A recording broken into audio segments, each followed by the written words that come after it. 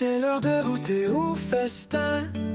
Frédéric au micro ce matin sur Graffiti. Tu es sur le bon chemin. Tous à table, viens partager des recettes à savourer. Tous à table, prêts à manger. C'est maintenant, viens t'installer.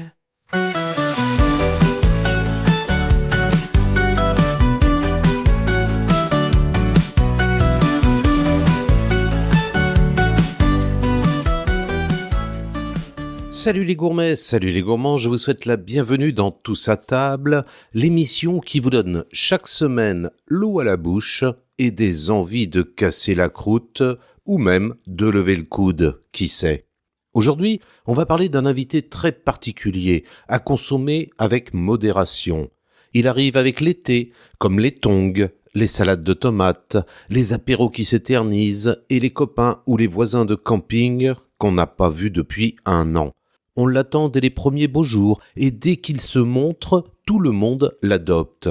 Il a le chic pour mettre tout le monde d'accord, sans faire de bruit, juste avec son charme et sa fraîcheur. Longtemps sous-estimé, parfois moqué, il a pourtant conquis les palettes des plus exigeants, et s'est taillé une vraie place sur nos tables estivales. Il est fruité, élégant, parfois intense, souvent léger, et il a bien des choses à nous raconter. Alors de qui s'agit-il ? Restez bien à l'écoute des bonnes ondes de Graffiti, je vous dis tout dans un instant. C'est quoi l'idée de boire du rosé? Les rouges, les blancs sont tellement bons. Une fille a le droit d'être charmée par un beau roux, par un grand blond. Pas de s'arrêter entre les deux, puis de mordre à n'importe quel appât. Aussi bien se mettre à boire du bleu si on veut boire n'importe quoi. Vous trouveriez pas ça bizarre au resto chic d'une belle auberge, quand y a du crabe puis du homard, que quelqu'un se commande la goberge? Pardon? Qu'est-ce qu'il a dit? Vous trouveriez pas ça bizarre dans un resto chic à Paris, quand y a du crabe puis du homard, que quelqu'un se prenne du surimi? Bon ben c'est un peu la même chose quand y a du rouge puis qu'il y a du blanc. Si je vois quelqu'un se prendre du rose, je trouve que ça n'a pas de maudit bon sens. Aujourd'hui, on va parler d'un vin qui sent bon les vacances, le soleil et les tablés en terrasse. J'ai nommé le vin rosé. Oui, le rosé, il revient chaque été comme les cigales dans les pins ou les valises pleines de sable, fidèles au poste. Avec sa fraîcheur, ses arômes fruités et sa belle robe rose pâle ou framboise, il évoque à lui seul les barbecues entre amis, les pique-niques en amoureux et les apéros à l'ombre d'un figuier. Bref, il est l'invité incontournable des beaux jours. Alors, dans cette émission spéciale, on va plonger dans l'histoire du rosé, faire un petit tour de France des régions viticoles, lever le voile sur ses secrets de fabrication et, après la pause musicale, cap sur les accords mets et vins avec des suggestions de grands sommeliers. Sortez les glaçons ou plutôt non. Vous verrez pourquoi tout à l'heure.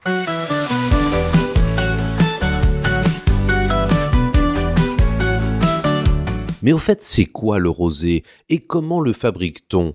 Eh bien, contrairement à une idée reçue tenace, le rosé n'est pas un mélange de vin blanc et de vin rouge. Du moins, pas en France, car c'est interdit, sauf pour les champagnes rosés. Le vin rosé est un vin à part entière, avec son procédé de fabrication bien spécifique. Alors, entrons maintenant dans les coulisses de la fabrication, parce que non, tous les rosés ne se ressemblent pas, et surtout ils ne se fabriquent pas de la même manière. On commence par la méthode la plus répandue, le rosé de macération. Ici, on utilise des raisins noirs, mais attention, à chair blanche. Ces raisins sont mis en cuve juste après la récolte, et là on attend, pas trop longtemps, quelques heures, au maximum 24 heures. C'est ce court laps de temps, appelé cuvaison, qui va permettre à la peau des baies de libérer ses pigments, ses arômes et donc de colorer le jus. Ensuite, on presse tout ça pour séparer la partie solide, les peaux et les pépins, du jus. Et ce jus, on va le faire fermenter à basse température entre 18 et 20 degrés pour préserver toute la finesse des arômes. Résultat, on obtient un rosé souvent équilibré, aromatique et joliment coloré. Deuxième méthode, le rosé de saignée. Là encore, on met les raisins noirs en cuve comme pour faire un vin rouge, mais au bout de quelques heures, on prélève une partie du jus, un jus déjà teinté de rose, qu'on va vinifier à part. Le reste va rester dans la cuve pour devenir un vin rouge. Cette technique donne souvent des rosés plus intenses, plus corsés, avec une belle structure, des rosés qui tiennent bien à table. Troisième méthode, le pressurage direct. Là, on va presser directement les grappes entières ou éraflées dès la vendange. Pas de macération ou très peu, le jus passe donc à peine en contact avec les peaux. Ce procédé est proche de celui utilisé pour le vin blanc. Résultat, une robe très pâle, souvent saumonée, et un vin délicat tout en fraîcheur. C'est la méthode reine en Provence notamment. Autre méthode, beaucoup plus rare cette fois, l'assemblage. Elle consiste à assembler un vin blanc avec une petite quantité de vin rouge. En France, on ne l'utilise quasiment jamais, sauf dans une région bien précise, la Champagne. C'est ainsi qu'on obtient certains champagnes rosés. Et puis, petite curiosité à ne pas confondre avec les autres, le vin gris. Lui aussi est issu de raisins noirs, mais on le vinifie comme un vin blanc. On presse et on sépare le jus des peaux immédiatement, puis on met le tout à fermenter sans aucun vieillissement. Résultat, une robe presque translucide, des arômes tout en subtilité et une fraîcheur éclatante. Voilà, vous savez tout ou presque sur les secrets de fabrication du rosé. Derrière sa robe légère, il y a du savoir-faire, de la technique et beaucoup de passion.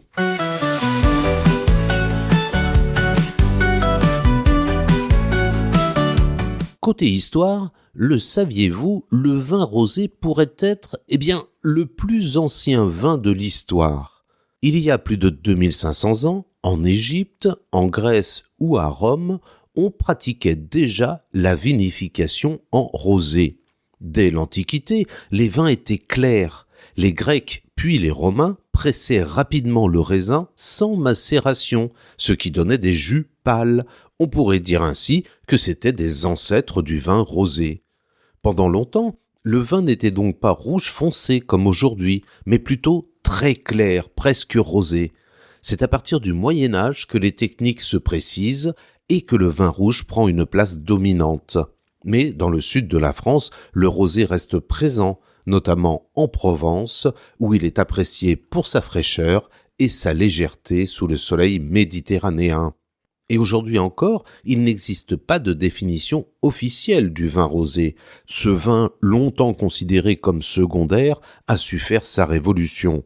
Les œnologues lui consacrent désormais toute leur attention et les consommateurs l'ont pleinement adopté. Et ça se voit dans les chiffres.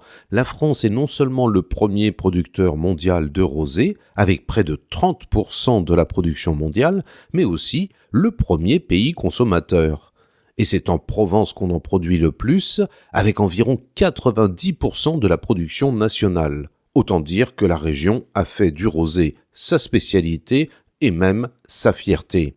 Mais attention, le rosé ce n'est pas juste un vin léger à siroter au bord de la piscine. Il peut aussi être complexe, gastronomique, boisé, tannique. Il existe des rosés de garde, élevés en fût de chêne, d'autres plus fruités à boire jaune, certains très pâles, d'autres foncés, presque rouges. Et si sa couleur varie, ce n'est pas un critère de qualité, mais simplement une question de méthode et d'usage.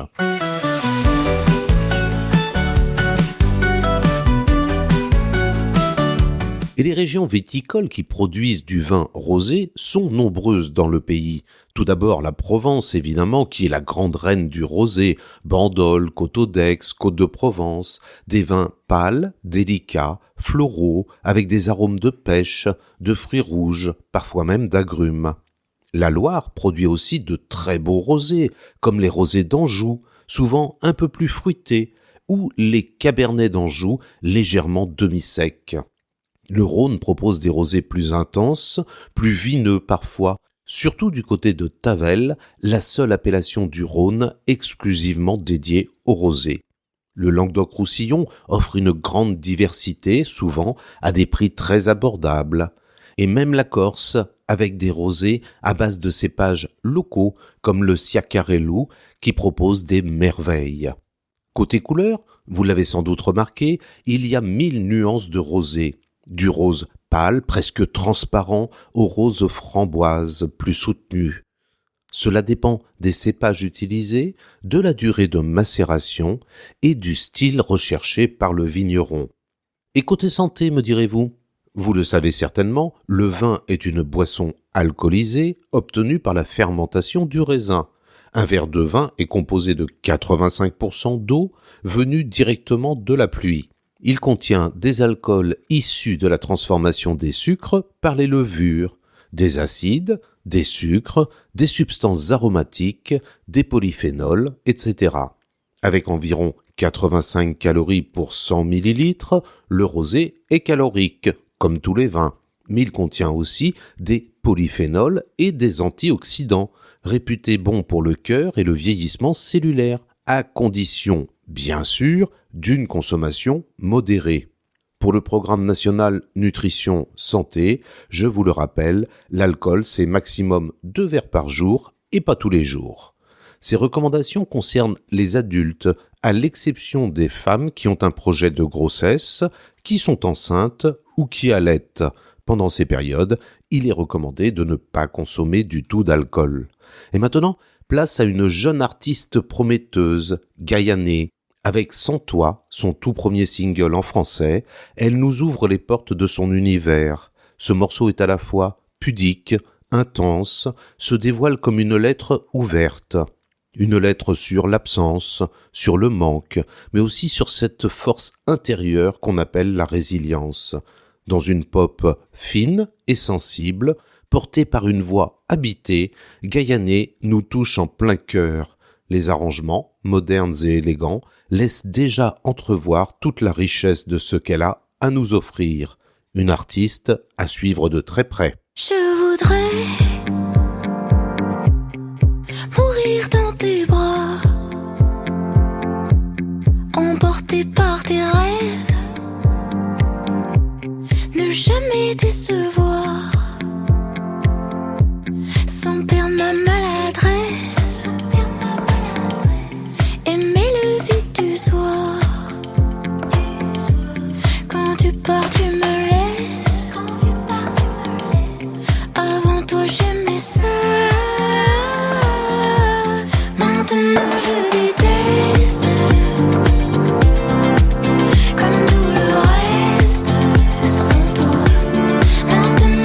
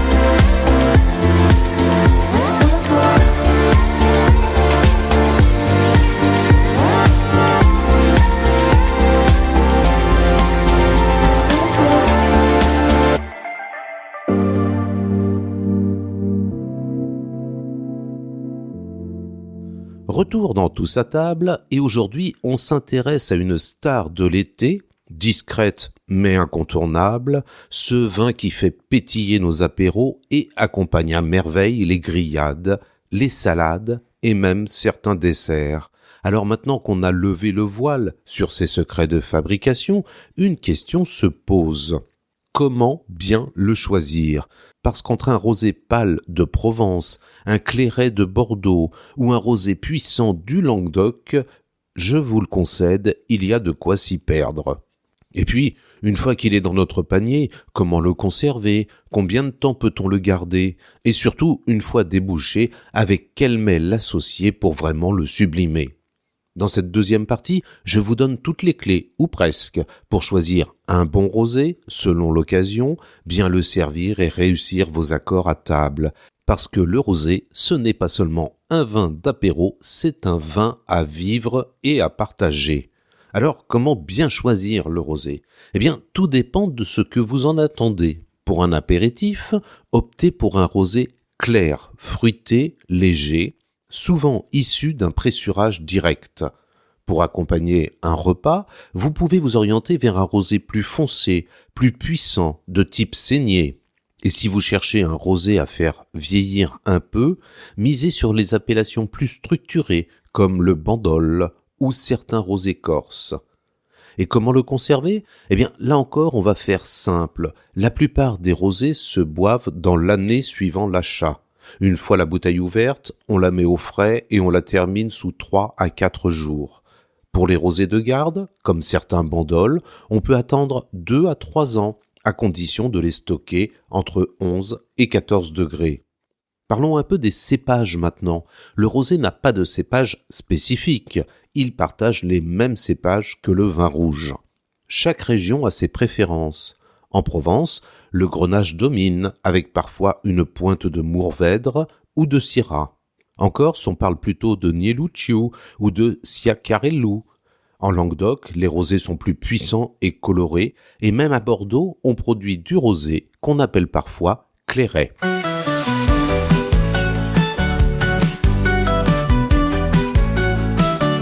Et le rosé, aujourd'hui, c'est aussi un art de vivre. Il s'assume en rosé de piscine, en magnum élégant pour les grandes tablées, ou même en bag-in-box chic. Oui, le bon vieux Cubi s'est refait une image. Les domaines prestigieux y versent désormais des cuvées soignées, parfois dans des contenants décorés par des artistes.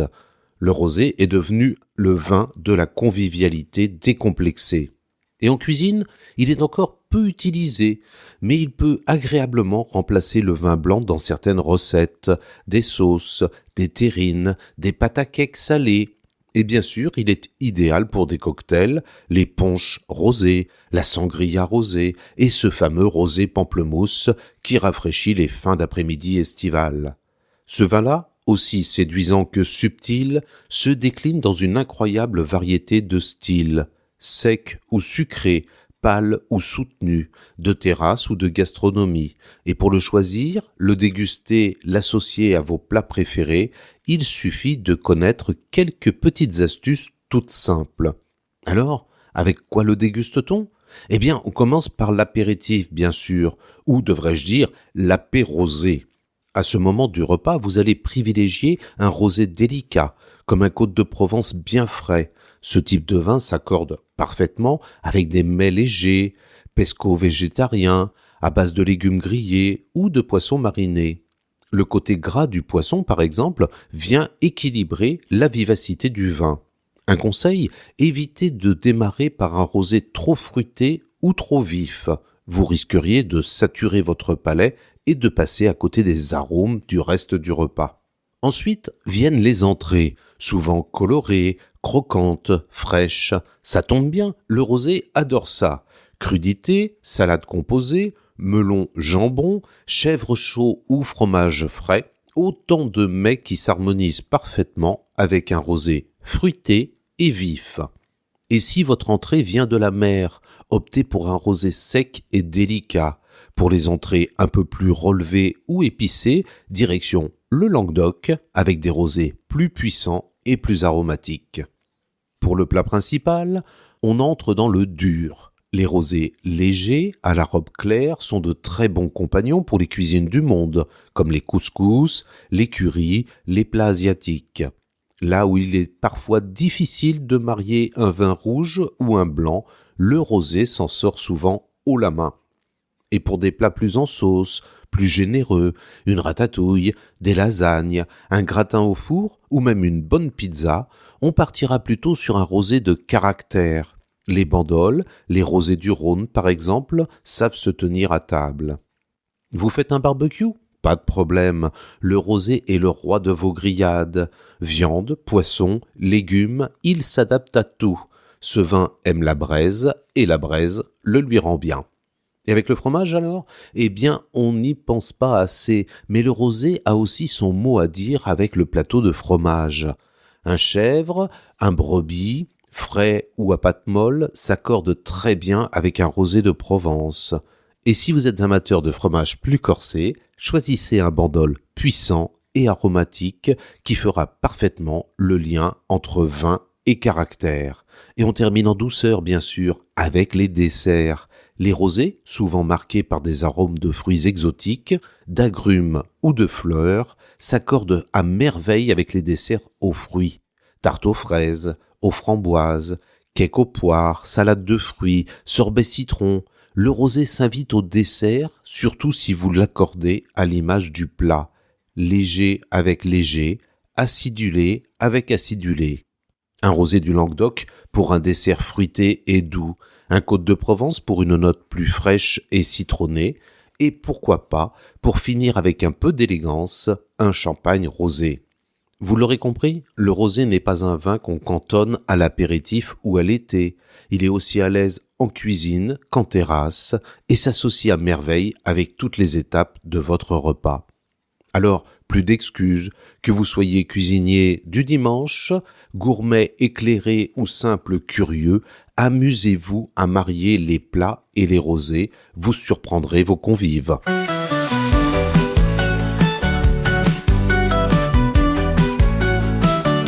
Le rosé est souvent vu comme un vin de soif, d'apéritif, mais il peut aussi être un excellent vin de repas, à condition de bien choisir le type de rosé. Et ça, les sommeliers l'ont bien compris. Philippe Forbrac, meilleur sommelier du monde, recommande un rosé de Provence bien frais pour accompagner une salade niçoise ou des poissons grillés. Enrico Bernardo, autre sommelier reconnu, propose un tavel ou un rosé de Bandol pour accompagner une cuisine plus puissante, comme des viandes blanches, ou une cuisine méditerranéenne épicée, comme des tagines aux fruits secs. Certains sommeliers n'hésitent pas à proposer un rosé pétillant ou un rosé moelleux avec une tarte aux fraises ou une salade de fruits rouges, ou même un sorbet framboise, effet waouh garanti. Petit rappel de bon sens, avant de se quitter, le rosé, ça se boit frais, entre 8 et 12 degrés, mais pas glacé. Oubliez les glaçons qui diluent et dénaturent les arômes, et pensez à le conserver à l'abri de la lumière et de la chaleur, même si on le boit souvent en été et toujours avec modération. Alors voilà, le rosé ce n'est pas qu'un vin d'été, c'est un vin de plaisir, de partage et de liberté. Un vin qui a trouvé sa place sans complexe dans nos verres et dans nos cœurs. C'était Tous à table, une émission spéciale en version rosé, en version soleil, en version plaisir, une émission un peu nostalgique des congés d'été qui nous laisse encore plein de souvenirs dans la tête. Un verre de rosé, c'est un peu une promesse de vacances, une invitation à la convivialité, à la simplicité aussi. Et maintenant que vous savez tout, il ne vous reste plus qu'à choisir la bouteille, les amis et le plat qui va avec. On se donne rendez-vous la semaine prochaine pour de nouvelles aventures gourmandes dans Tous à table. Et d'ici là, comme toujours, bon appétit et à votre santé. Profitez bien des bonnes ondes de graffiti. À bientôt. Tous à table, l'émission à podcaster sur graffitiradio.fr, sur Spotify, Deezer ou Apple Podcast. Si t'as envie de changer d'air. Tous à table, l'alimentation saine. Rendez-vous la semaine prochaine.